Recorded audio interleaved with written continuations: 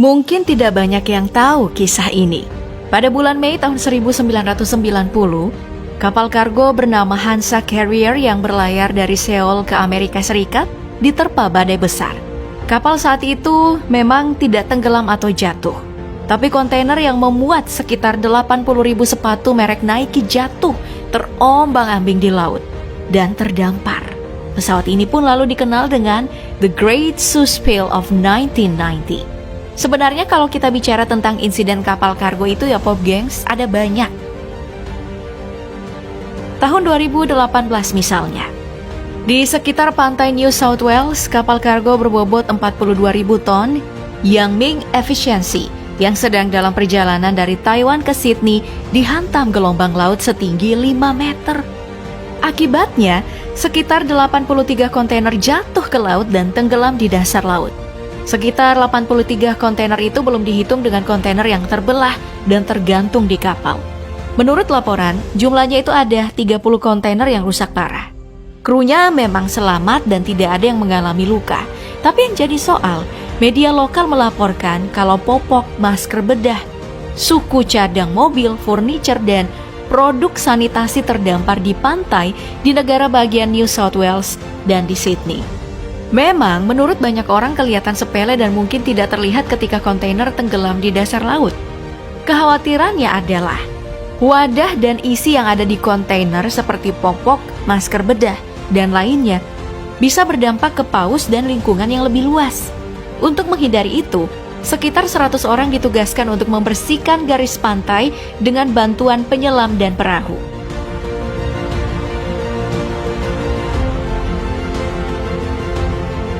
Nah, yang mungkin parah adalah insiden yang terjadi pada 29 September 2014. Kapal kargo Colombo Express yang panjangnya sekitar 324 meter hilang kendali di terusan Suez, Mesir, yang merupakan jalur perdagangan laut paling ramai. Akibatnya, Colombo Express yang berbendera Jerman lalu menabrak kapal kargo Mark Stanjong yang berada di depan Colombo Express. Dari rekaman video, Colombo Express yang entah sedang mencoba menyalip Mark Stanjong ini tiba-tiba berbelok ke sisi kapal. Tidak jelas apa yang menyebabkan kapal kargo terbesar di dunia ini tiba-tiba berbelok. Spekulasinya adalah semacam kerusakan mekanis, tapi ada juga yang menyebut karena tiupan angin. Karena kejadian ini, otoritas setempat langsung menghentikan lalu lintas kapal.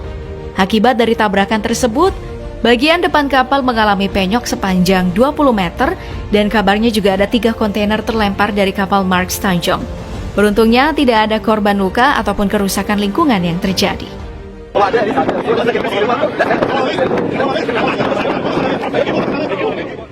Di lepas pantai Belanda beda lagi nih. Kapal kargo yang mengangkut sekitar hampir 3.000 kendaraan pada Rabu 26 Juli 2023 terbakar saat sedang dalam perjalanan dari Jerman ke Mesir.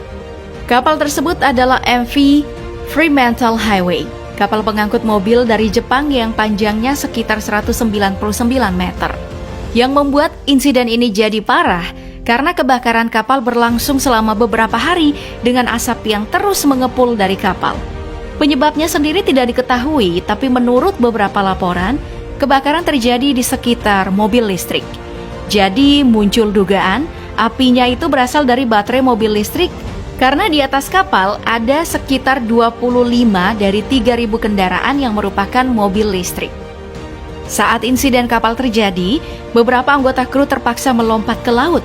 Akibat kebakaran ini, 1 orang pelaut meninggal dunia dan beberapa mengalami luka-luka. Kapal penyelamat memang mencoba memadamkan api dengan menyemprotkan air ke kapal, tapi api sudah terlanjur besar. Kalau menurut kalian akan lebih mudah memadamkan api karena ada banyak air di laut, kalian keliru. Ada bahayanya. Apa itu? Kapal justru beresiko tenggelam karena kelebihan muatan air. Akibat insiden ini, Organisasi Maritim Internasional juga mulai mengatur standar keselamatan di laut dan berusaha mengevaluasi regulasi angkutan kendaraan listrik, mengingat sudah ada banyak insiden kapal kargo yang terbakar. Karena sekitar 10 hari sebelumnya, kapal kargo Italia Grande Costa de Avorio juga terbakar di pelabuhan New Jersey, Amerika Serikat. Kapal ini juga mengangkut mobil bekas yang akan dibawa ke Afrika. Otoritas pelabuhan juga menyimpulkan penyebab kebakaran berasal dari baterai salah satu mobil listrik. Api baru bisa padam dalam waktu hampir sepekan dan 2 kru pemadam kebakaran harus tewas dalam peristiwa ini. Selain korban tewas, ada sekitar 5 kru pemadam kebakaran yang mengalami cedera. Jadi ini bukti kalau memadamkan api di tengah laut bukan perkara yang mudah.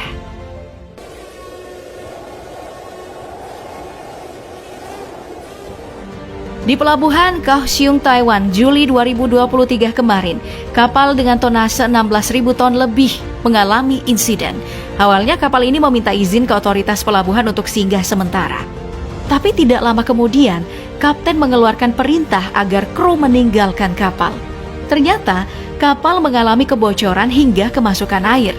Perusahaan pelabuhan internasional Taiwan yang mengelola pelabuhan tersebut mencoba menyelamatkan kapal, tapi kapal sudah terlanjur kemasukan air, lalu mengalami kemiringan dan akhirnya perlahan tenggelam.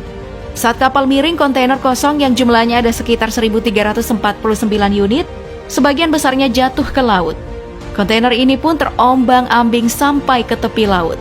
Otoritas pelabuhan langsung melakukan evakuasi. Kapal-kapal dikerahkan di lokasi tersebut untuk memantau kondisi. Sementara beberapa regu penyelam mencoba menyelamatkan yang bisa diselamatkan dari kapal ini. Total ada 19 awak yang ada di kapal bisa selamat. Namun, salah satu awak harus dibawa ke rumah sakit karena mengalami luka.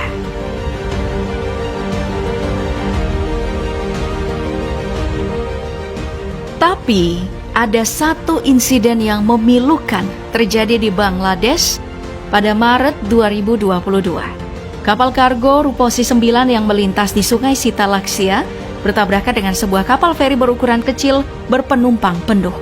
Kronologinya, kapal feri kecil bernama ML Ashraf Uddin yang mengangkut sekitar 50 penumpang ini berangkat dari kawasan industri Naryayangan sekitar 20 km dari ibu kota Dhaka.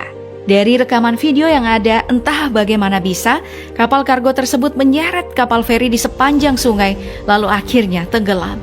Puluhan orang menyelamatkan diri dengan berenang, tapi menurut pemberitaan media, sedikitnya ada sekitar 6 orang meninggal dunia dalam peristiwa itu. Pihak keamanan setempat langsung mengambil tindakan dengan menyita kapal kargo tidak lama setelah kecelakaan. Pihak keamanan juga langsung mengambil tindakan dengan menangguhkan semua layanan feri melintas untuk menghindari kecelakaan lainnya. Insiden kecelakaan seperti ini sebenarnya bukan pertama kalinya terjadi. Selama 30 tahun terakhir, sudah ada sekitar 550 kecelakaan feri di perairan Bangladesh dengan setidaknya 3.600 orang tewas dan lebih dari 500 orang dilaporkan hilang.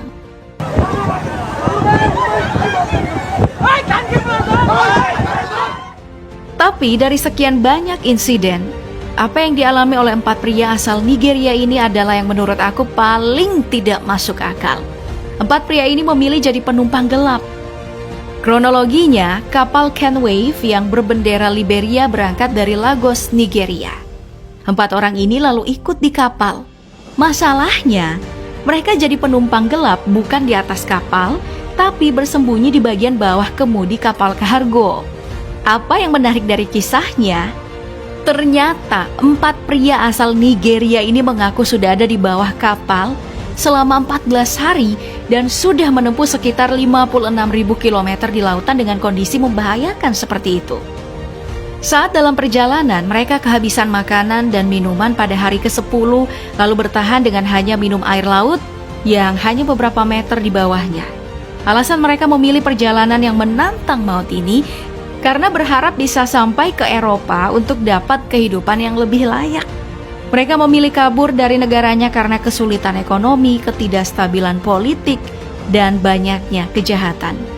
Yang bikin mereka terkejut karena ternyata kapal yang ditumpanginya itu tidak berlabuh di Eropa tapi di Brasil. Keempatnya pun ditemukan oleh polisi federal Brasil di pelabuhan. 2 pria lalu meminta dikembalikan ke Nigeria, sementara 2 lainnya mengajukan suaka di Brasil. Kasus penumpang gelap di Brasil memang bukan pertama kalinya terjadi. Tapi dengan cara ekstrim seperti yang dilakukan 4 pria Nigeria tersebut baru pertama kalinya terjadi.